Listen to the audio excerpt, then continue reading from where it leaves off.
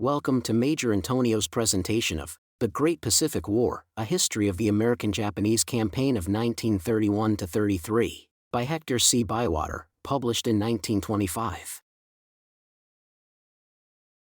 Preface. Although this book portrays the course of an imaginary war between the United States and Japan, it has not been written to support the view that such a conflict is either close at hand or inevitable. No doubt there are elements of danger in the immigration controversy, while further causes of friction may attend the growth of American commercial enterprise in the Far East. For the moment, however, the Pacific horizon is fairly free from clouds. But if war between the two nations is happily improbable, it remains a contingency that cannot be dismissed as wholly impossible. In a previous volume, Sea Power in the Pacific, I discussed at some length the formidable problems of strategy that would confront the United States in the event of hostilities with Japan. To naval officers, the peculiar character of those problems had, of course, long been evident, but their recital appears to have aroused considerable interest among the public at large. To develop the theme further, it was necessary to have recourse to the medium of fiction. In the present book, I have sought to demonstrate that, notwithstanding the handicaps of distance, and on America's side, the want of naval stations in the western area of the Pacific, means might still be found of establishing contact between the main belligerent forces and thus forcing matters to a decisive issue. It is often averred that war between the United States and Japan is out of the question, if only because their respective fleets, divided as they are by thousands of miles of ocean and with no intermediate bases of supply, could never get sufficiently close to engage. This, however, is probably a delusion, as I have endeavored to show. In foreshadowing the strategic moves and countermoves of the supposititious campaign, it has been my aim to keep well within the bounds of reasonable possibility and not to sacrifice reality for the sake of dramatic effect. It would have been easy, for example, to bring the Japanese battle fleet to Hawaii or even to the American seaboard. I might even have conveyed whole Japanese Army Corps to San Francisco and allowed them to overrun the Pacific slope. But to do so would have been to expose the narrative to the well-merited ridicule of informed critics. Service readers may take exception to the account of the Bonin's expedition, on the ground that so foolhardy an undertaking would never for a moment commend itself to the merest tyro in naval strategy.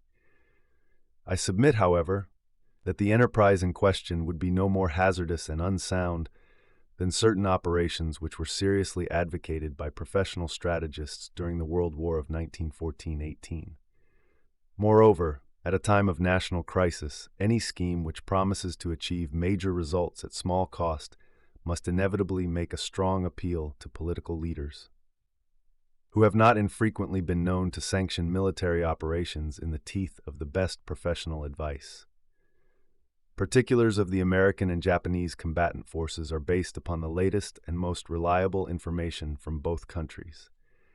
Japanese submarines are designated in accordance with the new system promulgated by the Imperial Navy Department in November 1924. The descriptions of islands, harbors, and channels, in common with all other topographical details, have been carefully checked, nor has the influence of weather conditions in certain regions of the Pacific escaped attention. Most names of merchant ships appearing in the text are actually borne by vessels now afloat. The account of cruiser and submarine raids on commerce has been compiled with due regard to existing trade routes and sea traffic. In fine, no effort has been spared to ensure technical accuracy throughout the narrative. All persons named in the book, whether American or Japanese, are fictitious, no attempt having been made to draw individuals from the life. I am indebted to Mr. Francis E. McMurtryck, a co-editor of Fighting Ships, the well-known naval annual, for valuable aid in the preparation of this story. His wide knowledge of maritime affairs was placed unreservedly at my disposal, and it is due to his practical interest that the original plan of the book was extended to include chapters descriptive of the trade war and other subsidiary but instructive operations beyond the principal zone of hostilities. I have only to add that, to the best of my knowledge, This book constitutes the first attempt that has been made to forecast the progress of a future naval war in the Pacific from the Western point of view, though at least 2 Japanese works on the same subject have appeared within recent years. Hector C. Bywater, April 1925. Chapter 1. A pistol shot fired at Sarajevo in June 1914 touched off the European powder magazine, causing an explosion that convulsed the earth. It might be said with equal truth that a bomb bursting in Tokyo on January 5, 1931, gave the signal for the recent tremendous conflict between the United States and Japan, the echoes of which have scarcely died away. Thanks to the documentary evidence now available, it is possible to trace, link by link, the connection between this attempt on the life of Prince Kawamura, the Japanese Prime Minister, and the subsequent events which culminated in the Pacific War. But to do so, we must first briefly review what had been happening in Japan and elsewhere in the Far East during the preceding 10 years. While to most of the nations embroiled therein, the World War of 1914-18 had proved an unmitigated curse, to one at least it had brought wealth, prosperity, and increased political influence. Alone among all the belligerents, Japan emerged from the struggle with a substantial balance on the credit side. In the space of 4 years, her industrial system developed beyond all expectations, her foreign trade increased 4-fold, and her gold reserve 10-fold. Since she had taken only a nominal share in the actual fighting, her losses had been trivial. Yet they were richly compensated by the possession of all the former German Pacific islands north of the equator. Moreover, she had made the most of her opportunities in China while the rest of the world was preoccupied with war. Over some of the richest provinces of that ancient empire, she ruled with all the authority of a proprietor. China itself, disunited, racked, and plundered by selfish factions, with a puppet central government and a horde of venal politicians who kept the treasury in a chronic state of emptiness, was in no condition to resist the encroachment of her virile neighbor. The 21 demands, which Japan put forward in 1915, showed how far she was prepared to go in her resolve to make the best part of Chinese territory an appanage of Nippon. Nor did Japanese imperialism encounter any serious check till 1921. In that year, the Washington Conference met, and the attitude of the Western powers, though not unfriendly, was such as to convince the statesmen of Tokyo that some modification of their policy towards China was advisable in the interest of Japan herself. Certain covenants were therefore negotiated, aiming at the maintenance of the open door and the granting of equal opportunities to all who wished to trade with China or assist in developing her economic resources.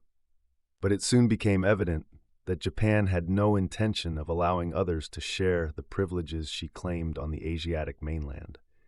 The process of freezing out foreign interests in those parts of China under her domination went on as before, though by methods less overt and brusque than had hitherto been practiced. Periodical outbreaks of civil warfare gave her a pretext for keeping troops at strategic points in Chinese territory. Her capitalists and merchants enjoyed a virtual monopoly in southern Manchuria, besides holding a controlling interest in the mines, railways, and industries of eastern Inner Mongolia. The province of Fujian had been brought within the ever-widening sphere of Japanese influence, and even the coal and iron mines of the Yangtze Valley were exploited to a large extent by Japanese nationals. To a casual observer, therefore, it seemed as though nothing could prevent Japan from becoming, by the process of transition from peaceful penetration to permanent occupation, the supreme arbiter of China's destiny, political as well as economic. But for the attainment of this object, it was essential that China should remain disunited and impotent. National unification, the setting up of a strong central government which could speak and act for China as an entity, and if need be, mobilize all the national resources in defense of national interests. Such a development would mean the end of foreign ascendancy. Japan, knowing this well, had shown herself unsympathetic towards every movement in the direction of coalition. It was to her interest that the policy of divide et impera should be pursued by fomenting internal discord. She was credited with having secretly supported with arms and money the various tuchuns, or local warlords, whose private feuds kept the country in a perennial ferment and effectually hindered the establishment of national unity. So dissension and disorder held sway till 1929, with the state of China going from bad to worse. But in that year arose the star of General Wang Tzu, scholar, soldier, and patriot, whose name bids fair to go down to posterity as the regenerator of his country. As a youth, Wang Tzu had graduated at an American university, where his intellectual gifts had earned him something of a reputation.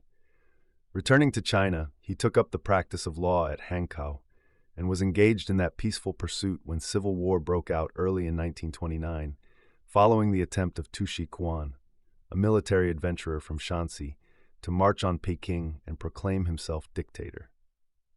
Wang Tzu, who had joined the Northern Army in March as a volunteer, soon revealed himself as a military genius with a talent for leadership. Rising by sheer force of personality to commanding rank, he was found a few months later leading the right wing of General Min's army, which inflicted a smashing defeat on Tu Quan at Hokkien. Shortly after this battle, General Min was disabled by sickness, whereupon the government at Peking, yielding to the wish of the army, appointed Wang Tzu as his successor. The new commander-in-chief lost no time in showing his mettle. Following up the discomfited Tu Quan, he fell upon that luckless adventurer and scattered his army to the winds, Tu himself being killed. Then, turning in his tracks with a speed seldom paralleled in Oriental warfare, Wang marched his troops 200 miles in 12 days and attacked Li Pinghui, the Manchurian ruler who had supported Tu, routing him with heavy loss. It is interesting to note that even at this early date, Wang had struck a blow at Japanese interests, to which Li Pinghui was known to be attached. Flushed with success, the victorious general returned to Peking and placed himself at the disposal of the government, at the same time requesting that he be given a free hand to deal with any other satrap who chose to defy the central authority. President Huang Sen, a well-meaning statesman who now saw his long-cherished dream of unity within reach, sent out invitations to the military governors of each province to assemble at Peking for the purpose of discussing a new scheme of federation, hinting that failure to comply would be followed by a visit from the redoubtable Wang Tzu and his ever-victorious army. The hint was not lost. By 1930, all the provincial governors had repaired to the capital, and it was evident that agreement would be reached on the vital point of unification.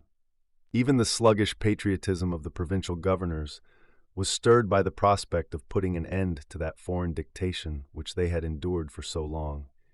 And for the first time since the Revolution, all parties in China found themselves working amicably together with one common object, in this case the eradication of Japanese influence from every part of the Chinese dominions.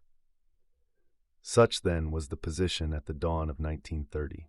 Japan looked on with growing concern, as well she might, having by this time convinced herself, rightly or wrongly, that her whole future, nay, her very existence, was bound up with the exploitation of China. She had come to regard the resources of that country as her own by divine right. Without Chinese minerals, her industrial machine could not be kept going. It required to be fed with a constant supply of the coal, iron, copper, and tin from the mines of Shanxi, Shantung, and Manchuria. Without Chinese foodstuffs, her people would go hungry, for the domestic supply had long since ceased to cover the needs of an ever-growing population. The proportion of imported food had now increased to more than 1/3, of which the greater part came from China. Since the discovery of rich oil fields in Shanxi province in 1926, and her acquisition of prior rights over the same, Japan had largely reorganized her industries and communications on an oil fuel basis, and any stoppage or interference with this supply would be disastrous. For these reasons, it was necessary at all costs to maintain her grip on China, and no one familiar with the circumstances ever doubted that she would take drastic measures rather than relax it. But she had another and even more imperative motive for holding her own in China. In the event of war with a great power, she could not carry on for a month without Chinese supplies, and since China, smarting under the memory of years of tyranny, would be at best a malevolent neutral in such a war, Nothing was more certain than that the stream of foodstuffs and raw materials from the mainland would be cut off unless Japan were in control of the source. Japanese strategists therefore had reason on their side when they endeavored by every means to strengthen their grasp on the most productive provinces of the neighboring country, for if these were lost, Japan would be at the mercy of any foe who was powerful at sea. But in thus pursuing a policy which aimed at the virtual enslavement of China, she had inevitably drawn upon herself the hostility of other powers. Japan, in fact, had been looked at askance for some years past as a nation whose avowed militaristic tendencies were a danger to world peace. Her intolerant attitude towards other foreign interests in East Asia had repeatedly evoked protests from the Western governments, though by this time it was clear to everyone that nothing short of military action would avail to turn her from her purpose, and she was much too formidable to be challenged with impunity. In the opinion of the best judges, her strategic position made her almost impregnable to attack, for her fleet held absolute command of the Western Pacific, and the lack of bases in that area seemingly rendered it impossible for any hostile fleet to menace her shores.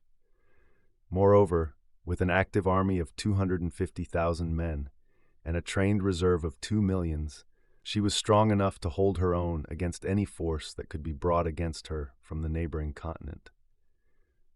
And so it happened that up to the period at which our narrative begins, Japan's ascendancy on the Asiatic continent, antagonistic though it was to all other interests in that region, had not been seriously contested.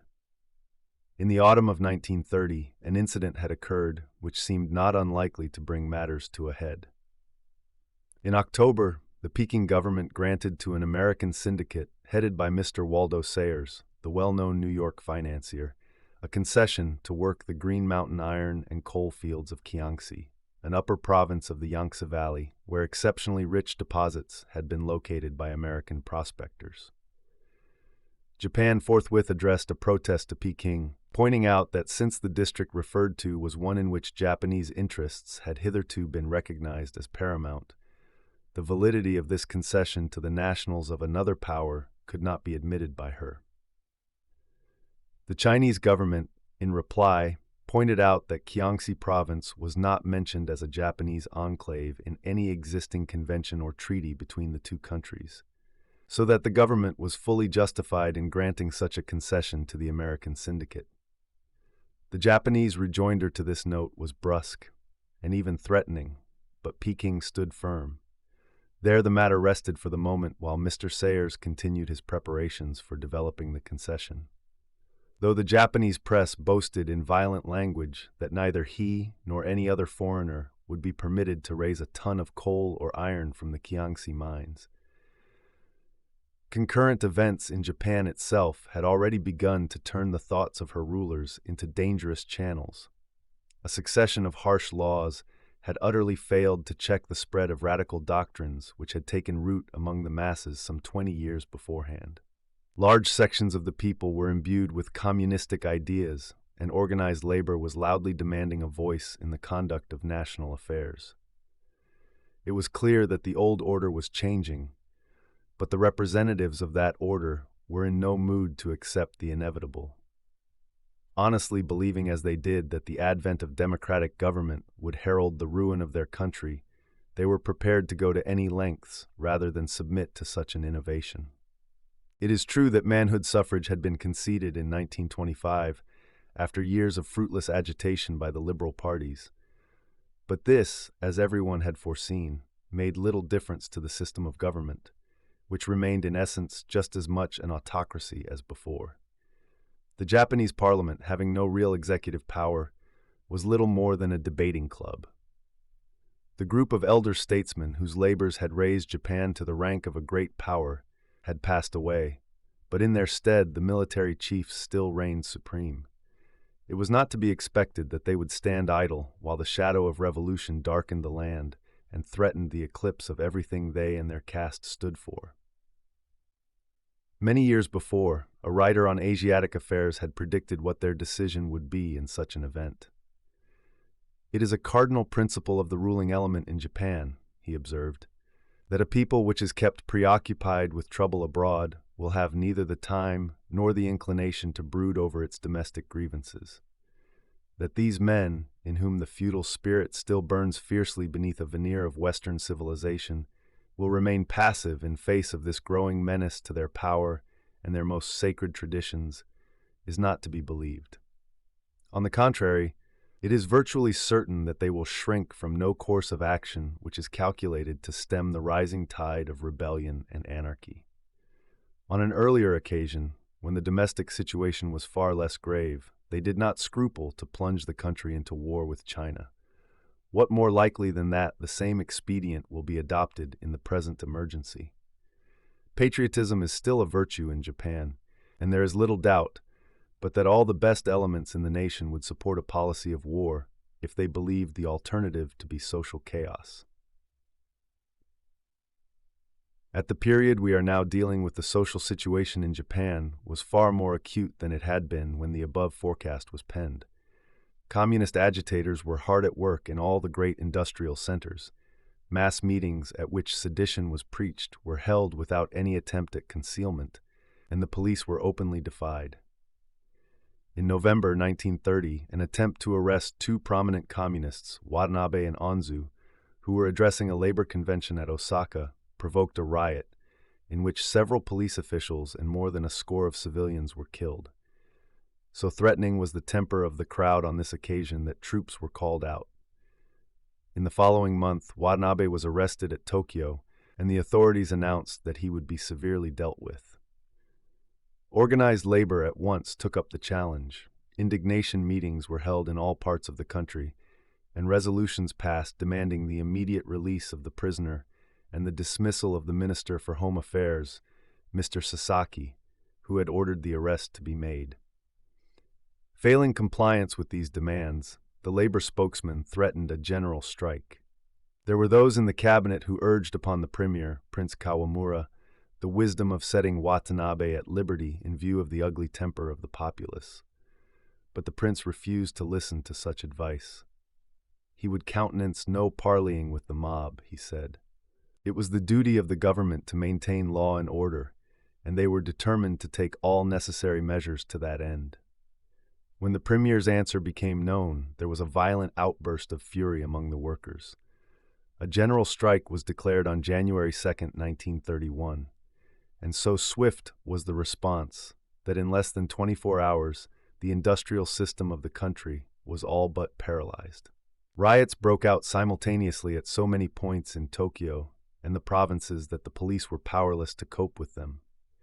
Strong detachments of military were hurried to the chief cities, with instructions to suppress all disturbance with an iron hand. On the night of January 4th, the residences of the Premier and Home Minister were attacked by a huge crowd, which broke through the cordon of troops and did a great deal of damage before it was dispersed by rifle fire. The bodies of those killed by the fusillade were then carried through the streets on litters to the mournful strains of the Hymn of Revolution. Parliament was to meet next morning, and at an early hour, a throng numbering at least 100,000 persons gathered in the neighborhood of the Diet buildings. Ministers and deputies, under a strong escort of police and troops, reached their places in safety, but the noise of the vast multitude outside made it difficult to proceed with the business of the day. Replying to interpellations in both chambers, the government announced that the situation was well in hand, and that should the strike continue, troops would be drafted to carry on essential public services.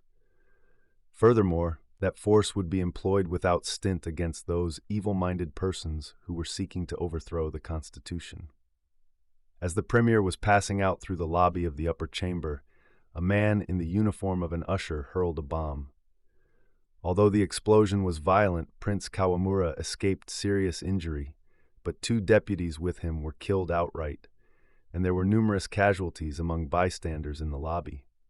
The assassin, on being apprehended, was found to be a young student who had gained admission to the building by donning the uniform of an usher from one of the ministries. That same evening, a conference took place at Prince Kawamura's villa, at which, in addition to the senior members of the cabinet, General Oka, Chief of the General Staff, was present. Contradictory versions of what transpired at this momentous gathering have been circulated, but in view of subsequent events, it appears certain that the Premier laid bare his drastic plan for bringing the people to their senses, as he termed it, and there and then secured the consent of his colleagues to its immediate application. So much indeed is admitted by the Japanese historian Dr. Ikeda, whose recent volume, Political Antecedents of the American War, contains what purports to be an accurate summary of the proceedings at this emergency meeting of the Cabinet. The following extracts from this work, which was published at Tokyo in 1934, are illuminating. Prince Kawamura, having received his visitors, announced that they would await the arrival of the Chief of the General Staff before opening the discussion, as military questions of the highest importance were involved. The Foreign Minister, Baron Fukuhara, the Naval Minister, Admiral Oshima, the War Minister, General Ofuji, and other members of the cabinet were already present.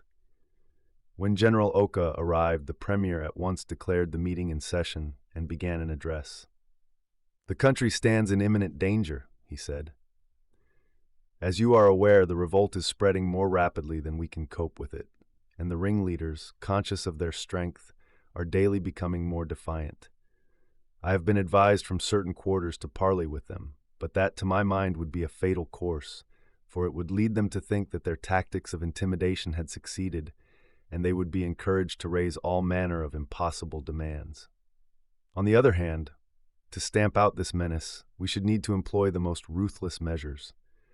Blood would flow in streams, and when all was over, the populace, cowed though they might be for the time being, would be more than ever inclined to lend an ear to seditious teaching. Nor is that all.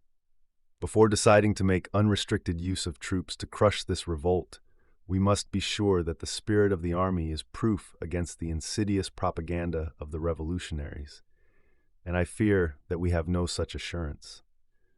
The War Minister informs me that 2 battalions of the 85th Infantry Regiment at Nagoya refused to entrain for Tokyo, declaring that they would not fire on their own people. And although the mutineers have been severely dealt with, the divisional commander reports that acts of disobedience have occurred in other regiments. Only this evening, a dispatch has been received from Kanazawa, reporting a mutinous outbreak among the troops of that division. We shall therefore do well not to place too great a strain on the loyalty of the army. Now, gentlemen, it seems to me that the only alternative to civil war is a diversion abroad, which would inflame the declining patriotism of the people and provide them with something to think about in place of their imaginary grievances. There can be no doubt that at the first threat of foreign aggression, all sections of the community would forget their differences and rally to the support of the government. It has always happened before. It will surely happen again. And as a matter of fact, such a threat already exists. The recent epidemic of militarism in China has not subsided. On the contrary, it is increasing, and at any moment we may be forced to defend our vital interests in that country at the point of the sword. We have positive evidence that American money, arms, and equipment are pouring into China for the purpose of enabling her to attack us. And now comes this affair of the Sayers concession to prove, if proof were needed, that America is stealthily maneuvering to destroy our privileged position in those lands which we have brought under our economic sway by the labor and sacrifice of years. If we elect to wait until America and her Chinese confederates are ready to strike, we may find ourselves driven out of the continent, including Korea, and that, of course, would mean the end of Japan as a power that counts in world affairs. I therefore propose that we make clear without delay our firm resolve to tolerate no foreign interference with our rights. This will not necessarily mean war, but if war should result, I think we could face it calmly. The staffs of the Army and Navy are in complete agreement on that point. The military position vis-à-vis China is favorable at the moment, but it will, of course, turn more and more against us as the reorganization of the Chinese army progresses. The naval position, I am assured, is such that a conflict with America could be entered into with every prospect of a happy issue. For the rest, we have a gold reserve that experts declare to be adequate for the contingency in view. provided our communications with the continent are kept open, there will be no shortage of essential supplies, and our industry is now sufficiently organized and developed to produce all the material necessary for a campaign of some duration. Finally, there is no reason to suppose that we should have to deal with any enemies other than China and America. Our relations with other powers are on a footing that rules out the possibility of their taking up arms against us unless their interests were directly molested, which we should be particularly careful to avoid. And now let us consider the advantages we should derive from a favorable issue of this struggle in defense of our national existence. In the first place, it would scotch, if not completely kill, the demon of anarchy who has been rearing his head in our country of late. Chastened in the hard school of war, our people would turn aside from the baneful doctrines which foreign agitators have been propagating and revert to their former allegiance. For a generation at least, the country would be purged of the revolutionary poison which has invaded its system. Secondly, our position in China would become impregnable, and we could henceforth continue the development of its resources without fear of interruption. Thirdly, we could set up impassable barriers against the extension of those Western influences, moral as well as material, which have wrought so much harm in the past to the peoples of Asia, and which, if allowed to spread, will end by bringing the whole continent under the domination of the white race. Fourthly, we should obtain new territories in the Pacific, which, by reason of their admirable climate, fertility, and rich resources, would offer the best possible field for settlement by our surplus population. I have now placed before you, quite frankly, the problem with which we are confronted, and would ask you to judge which of the two alternatives it is our duty to adopt. But, before coming to a decision, it would be advisable to hear the reports of the Ministers of Army and Navy. Admiral Oshima, General Ofuji, and General Oka were then successively called upon to express their views, which generally confirmed the favorable account which the Premier had given of the outlook from the naval and military points of view. After a discussion lasting several hours, all the ministers, excepting only Mr. Sasaki, Home Affairs, agreed that a strong foreign policy offered the best means of uniting the nation and putting an end to the grave domestic troubles then in progress. Mr. Sasaki dissented, but expressed his readiness to resign if his views did not harmonize with those of the rest of the cabinet.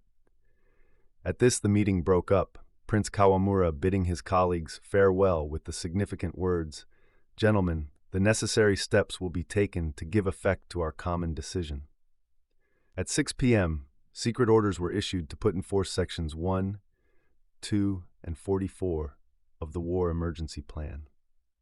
It should be noted in connection with the foregoing that, while Dr. Ikeda has incurred some odium in Japan by reason of his liberal opinions, his general veracity as an historian has never been questioned, and we may consequently accept his account of this fateful cabinet meeting on January 5, 1931, as being in the main accurate. This concludes today's reading of The Great Pacific War by Hector Bywater, presented by Major Intonio. Join us also tomorrow for the next chapter, or download the complete audiobook from our webshop at www.payhip.com/Antonio. Thank you for listening, and so long.